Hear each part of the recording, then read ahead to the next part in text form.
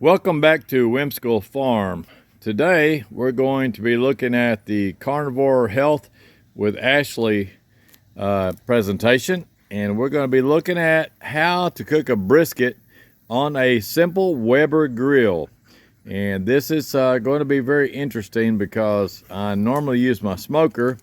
This is about my fourth different brisket out of all the ones I've cooked, and we'll take a look at this one. This one already has cooked, and it is in the settling mode now, resting from its cooking. You can see the temperature here.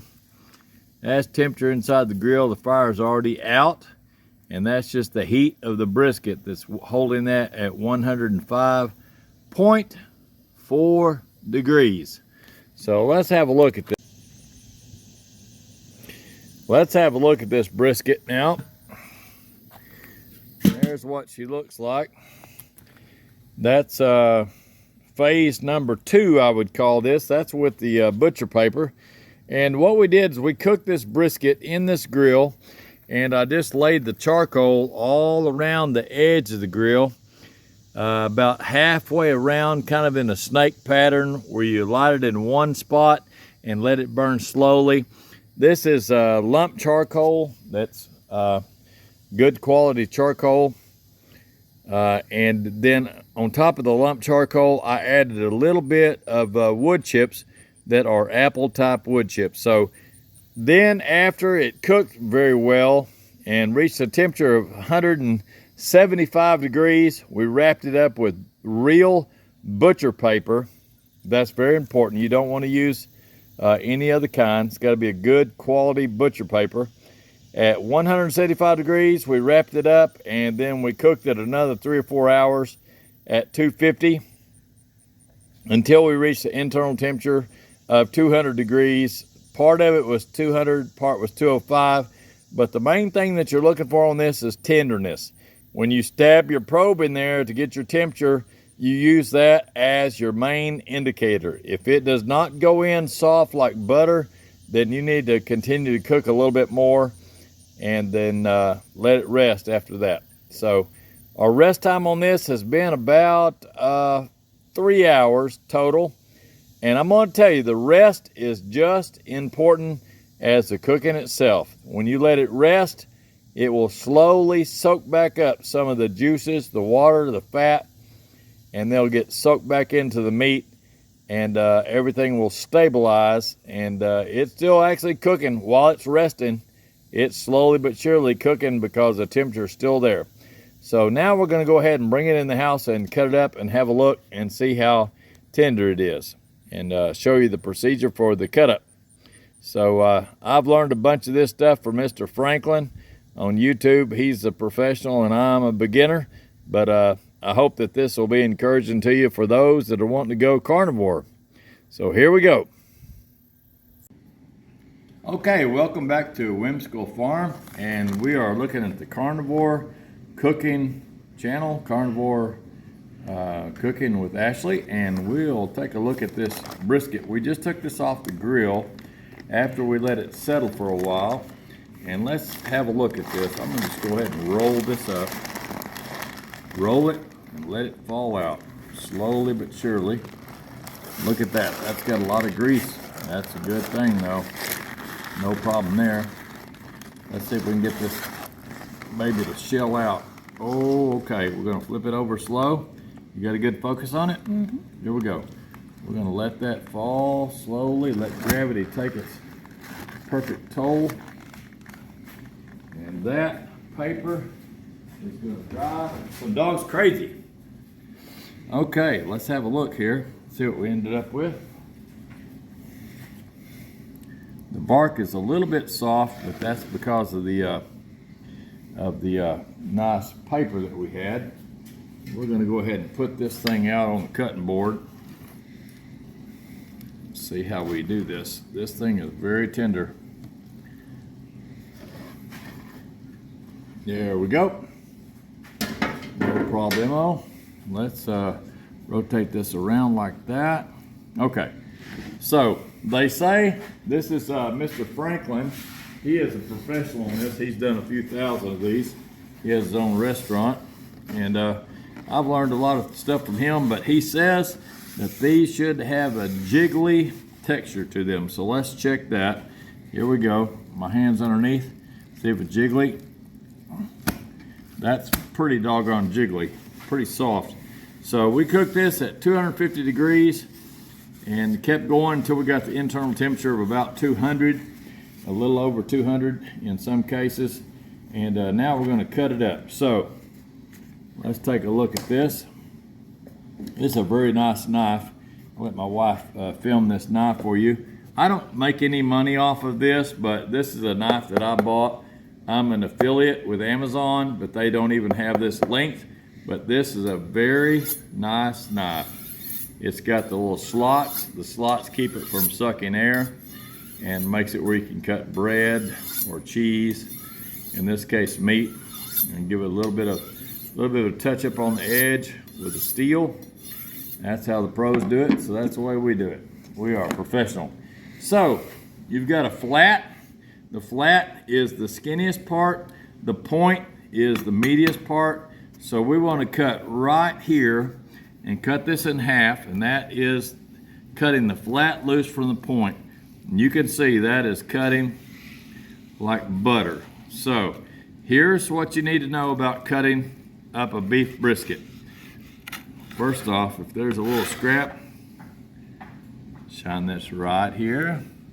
If there's a small scrap like this, you got two choices. Either throw it to the dogs or test it. That's delicious. That's delicious. Okay, so here's what we're gonna do. Focus down here. The point, we're gonna leave off to the side for right now.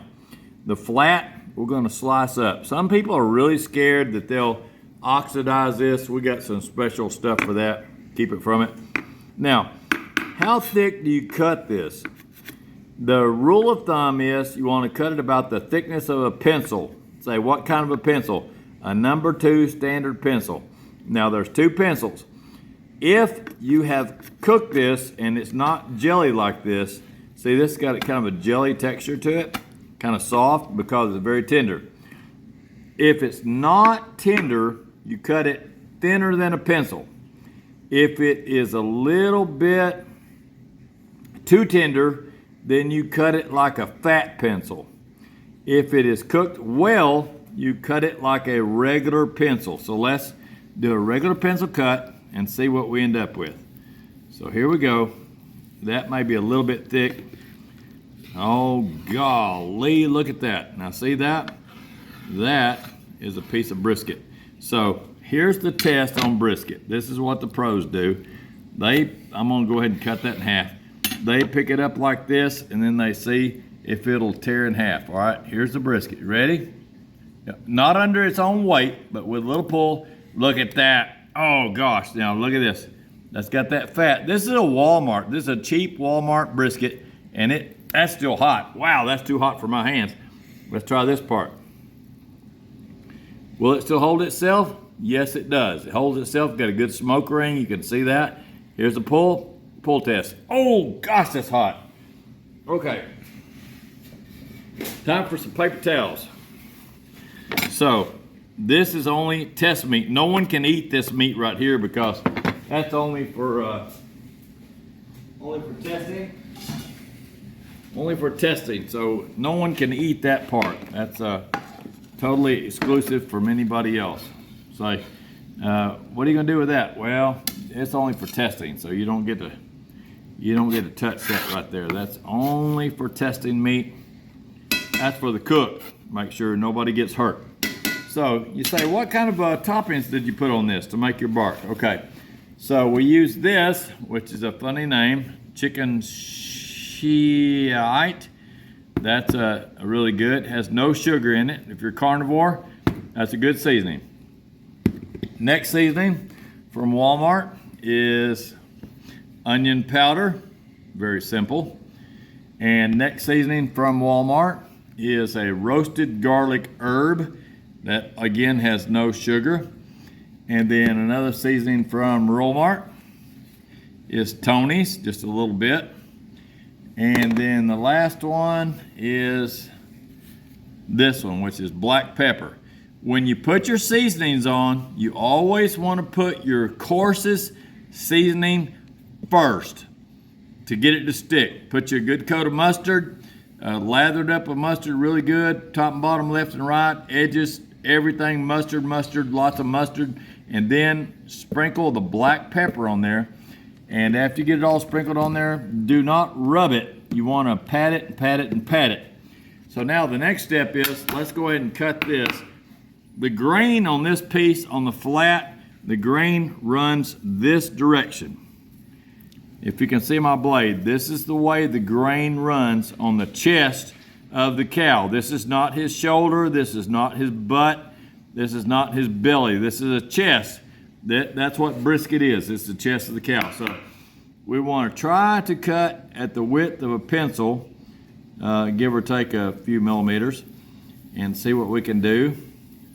And my bark has got a little bit soft because the bark has had that paper wrap on it. And we're going to cut this, a few of these, and let them lay. These are for my wife when she gets ready to eat.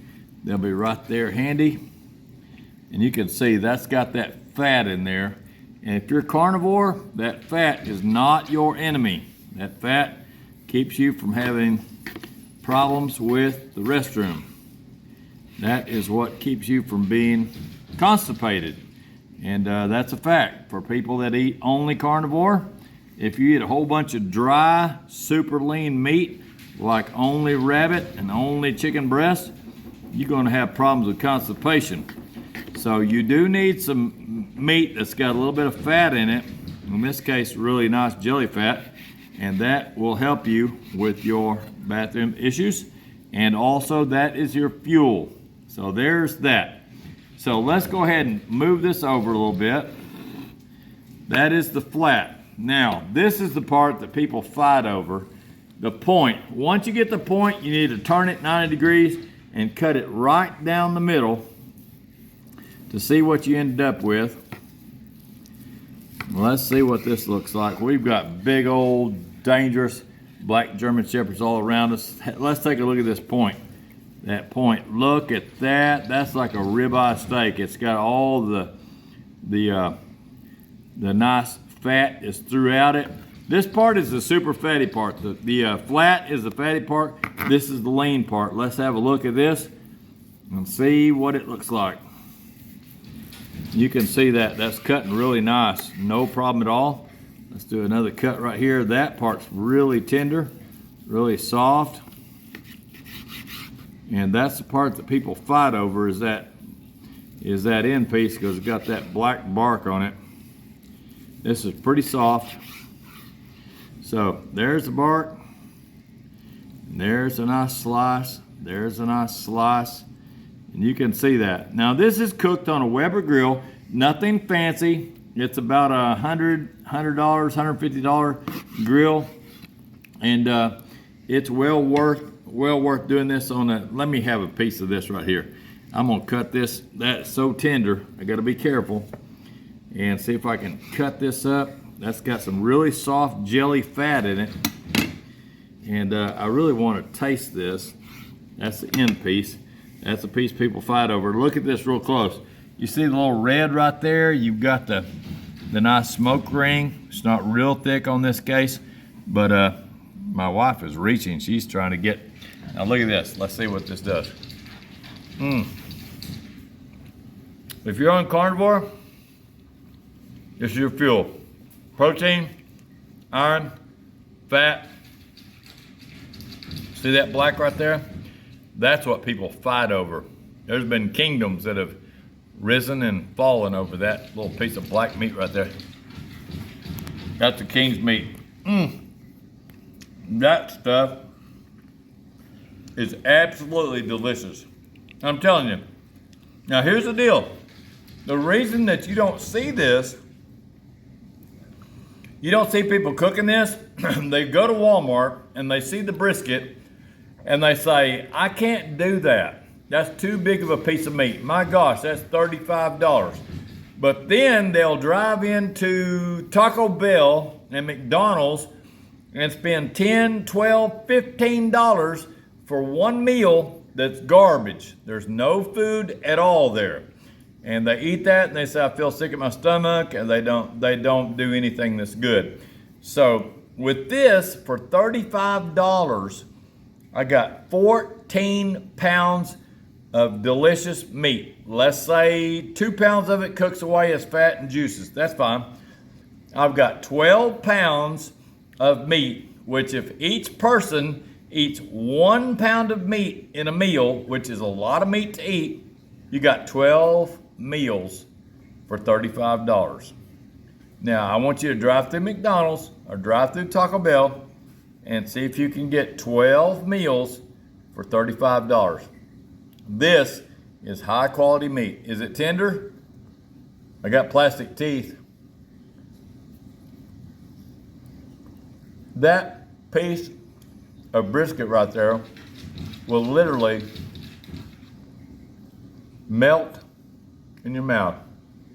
I don't even have to chew it. Put it in my mouth, enjoy the flavor, wiggle it around, and swallow it. Man, that, I'm telling you, you say, well, that's not a high quality brisket. Nope, that's a Walmart brisket. $35 for 14 pounds of meat. I'm telling you, my wife is wondering why I don't have her shut the camera off, because the dry rub is perfect, the tenderness is perfect, the flavor is delicious. I put it on at 6 a.m. this morning. You cook this until you reach, with a digital probe, 175 degrees, very critical. Don't deviate from that. When you hit 175 degrees overall, thick, thin, middle, 175, get you some butcher paper and wrap that thing up tight. When you go to wrap it with butcher paper, it don't want to fold good, so put you some apple cider vinegar. Just mop it all over, sprinkle it, spray it, however you want to do it, on your paper. Get your paper wet, and then roll it up like your fanciest Christmas present. Get it tight, and then put it back in the oven or back on the grill and cook it to get up to 200 degrees, 205, 209, 208, somewhere in the 200. When you can put the probe into the meat through the paper and it feels like room temperature butter, you're golden, you're good to go. Then pull that off and let it, don't try to eat it, let it sit aside for 4, 5, 6 hours. That rest time is just as important as your cook time, because in that resting, there's a lot of things that happen. I can't explain them all because I don't know what they are, but I know this. One of the things is the juices, the fats, and the waters soak back into the meat. And I'm telling you, that is absolutely delicious. It's going to be hard for my wife and for me to stop eating this tonight. So we got a garden video to do, and we will see you at Whimsical Garden. Thank you for watching. Consider the diet that is the diet based on meat, eggs, and cheese, which is the carnivore diet. You eat carnivore, get rid of the ho-hos and the dingoes, the donuts, all the sugar stuff, and you'll feel a lot better eating meat, cheese, eggs. So thank you for participating. Appreciate you being here. Hope you enjoyed it. Please hit the like and subscribe. We would really appreciate that so we can continue on. Thank you very much. Over and out.